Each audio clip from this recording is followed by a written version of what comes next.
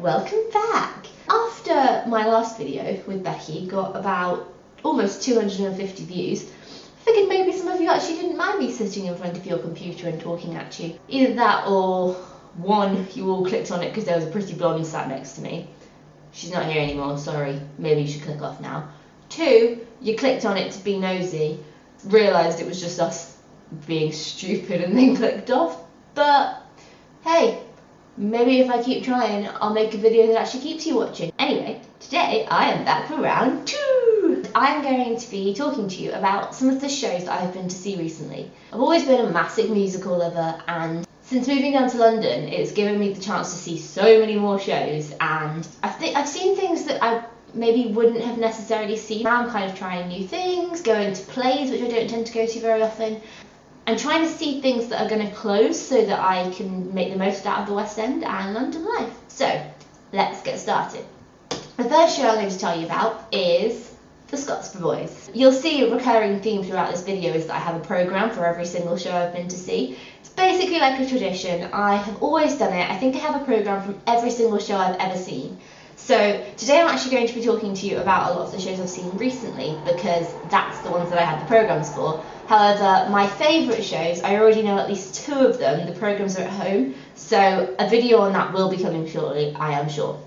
Anyway, Scottsboro Boys. This is not exactly your average happy, clappy, smiley musical. It's a true story and it actually follows the lives of 9 black American boys who are on a train on their way to try and make a new life for themselves, get jobs, be able to fund themselves and their lives. And they get accused of rape by 2 white girls. They get thrown in prison, and it's all about the trials, and basically people just decided not to even give them a fair trial because they were black. It's done in a really clever way. Because obviously if you went to see a story about rape, prison, and ultimately death, it's not really something that you would necessarily want to see. So they do this show in a way that they frame it around a minstrel show, which is actually an old-fashioned thing now, but it was when a lot of white people used to play black people and they'd take the mick out of them, and it was basically just a way of ridiculing black people. And so they have turned this on its head, and it's a cast of, I think, 9, 10, 11, 12 black people, 11 guys and 1 woman, and 1 white man who is the interlocutor, and he kind of oversees the proceedings of the whole thing. And these 12 black people tell the story of the Scottsboro Boys. So you've obviously got the 9 boys, you've also got 2 black guys who play a lot of different characters. They play the guards in the prison, they play the lawyers, and they do it in a really comical way. But it is a really good show. It's touching, it's shocking, it's uncomfortable, but it's also amazing, and the guys who play the Scottsboro Boys are incredible. They've got amazing voices, and the way they tell the story is really truthful, and you really feel that you've seen a good piece of theatre when you see it. This actually closes tonight when I'm filming this video, but I'm really hoping that it tours so that people get the chance to see it, because if it comes to a theatre near you, you need to go, because it's something that you will remember probably for the rest of your life. I didn't know about the story, and now I do, and I never will forget it, that's for sure. The next musical is Dagenham. This is also a true story, actually. It is about some women who worked at the Dagenham Ford plant, making the seats for cars. And basically they went on strike because they were getting paid less than the men, but they had their grade reduced, which meant that they were considered unskilled workers, and they didn't think this was fair because making the seats for these cars was really difficult. They didn't have templates, and they needed skill to be able to do it. I know for one, I can't work a sewing machine. And basically it's all about their fight for equal rights and equal pay, and it's actually something that kind of started off the whole trend, which is now still going on, where women particularly, are fighting for equal pay. This show has Gemma Arterton in it, who was incredible. I didn't really know what to expect from her, and I really hate it when shows cast someone famous just to try and sell tickets. But actually, after having watched it, I think she did an amazing job. She really told the story, she made you feel something, and she also had a really good voice. I have seen this show 3 times, which is a shock for me. I usually won't watch a show more than once, purely because I feel like it ruins it the next time you see it, because you kind of know what to expect. But I saw this once and I couldn't only see it once, I had to see it again. I feel like they might have done a bit of a naughty little trick here by not doing a soundtrack, because I saw it the first time, absolutely fell in love with the songs, and then I had to see it again because I needed to hear them again and I couldn't listen to them on my laptop or my iPod or whatever, so I went again and I loved it again. And then I needed to take my mum because I've seen most of the shows I've seen with her. She absolutely loves shows as well, and I felt like it was something that I needed her to see as well. So when I got the chance to go again, I took my mum. And that time we actually saw the understudies. So there was a girl called Gemma Salter who played Rita, who is usually Gemma Arterton's part.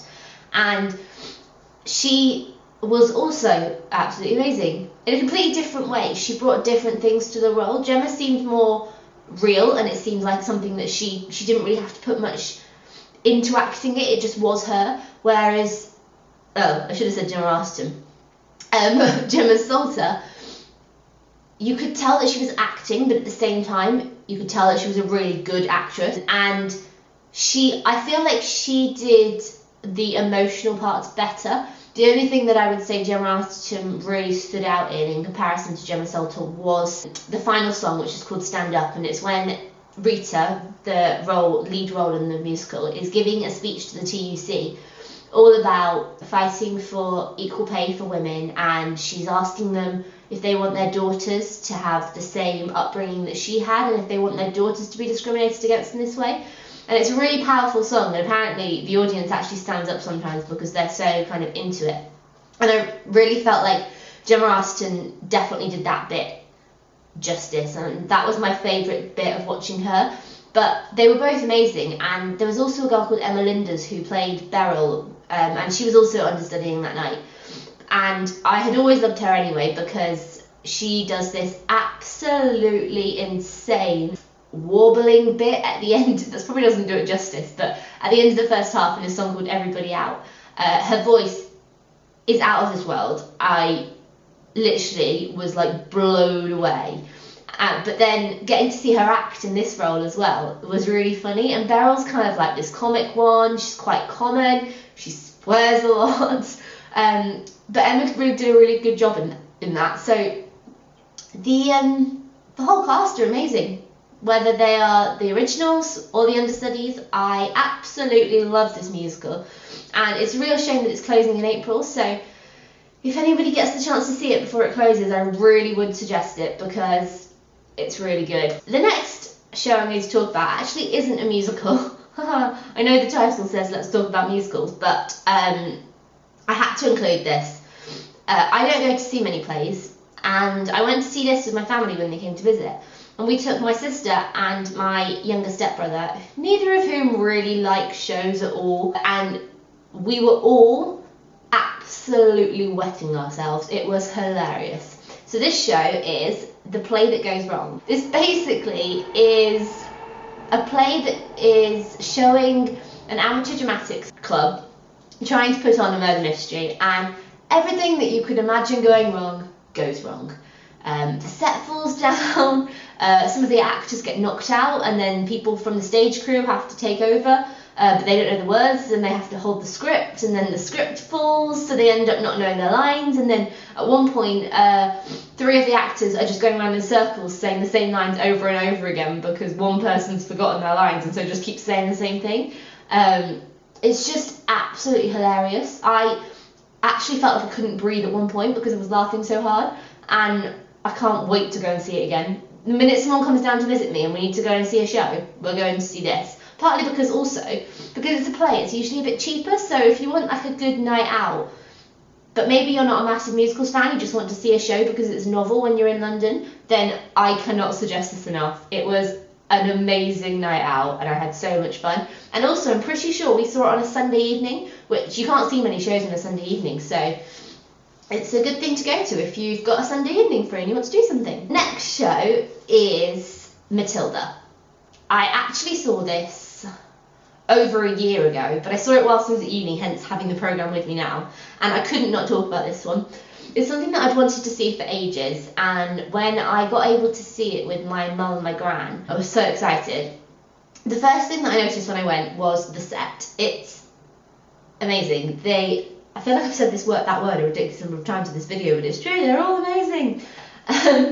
The set is basically made up of lots of little, the best way to describe it is they look like Scrabble letters, but they're all different fonts, different colours, and they're all over the stage, because obviously Matilda is about school, it's about kids, and obviously actually on the programme they've got letters everywhere.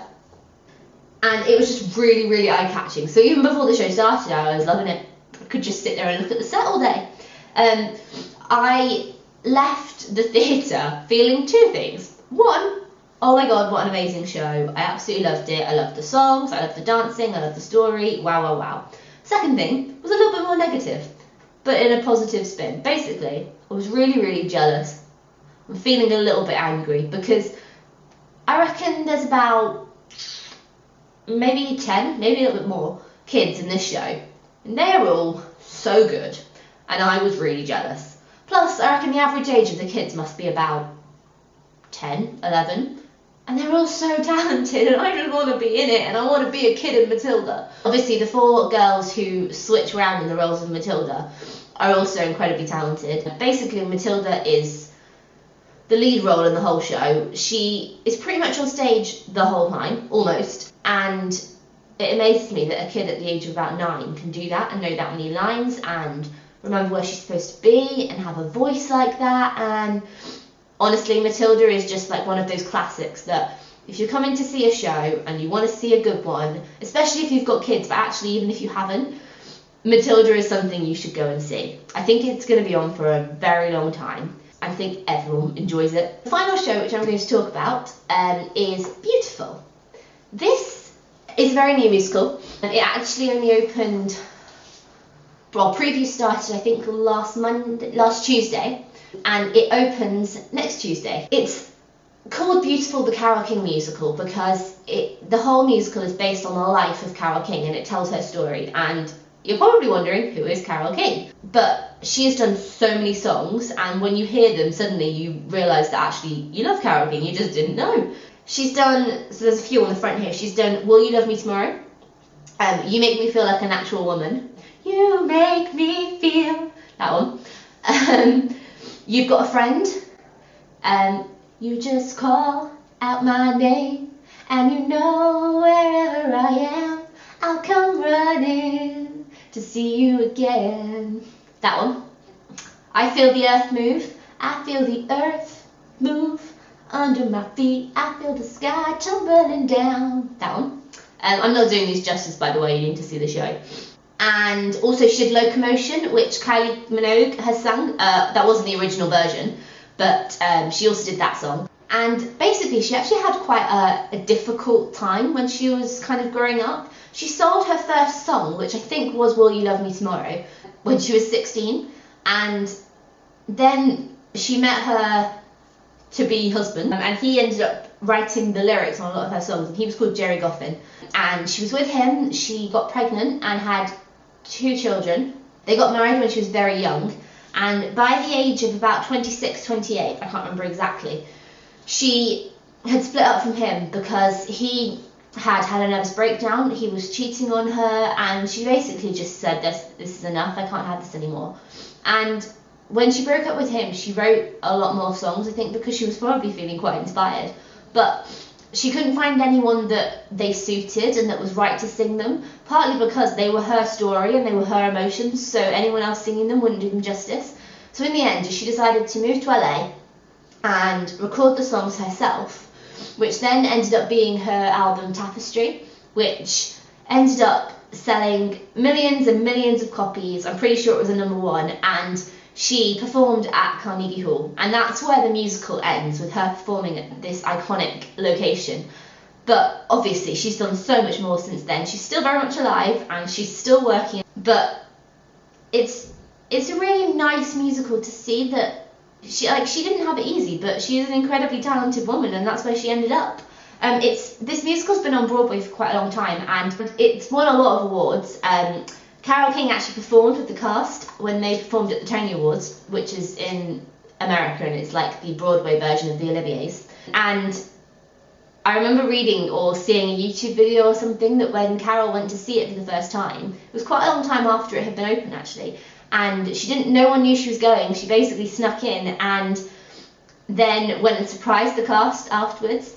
I think it must be quite a hard thing for her to watch because, I mean, it's reliving some of the harder parts of her life, which probably aren't the nicest things for her to watch, but obviously they've led to where she is now, and I'm sure she's grateful for that in a weird way. But yeah, honestly, Beautiful is amazing. It's only been open a week and a bit in London, and people are saying amazing things about it already, so if you've not got tickets yet, you should buy them, because it's really good.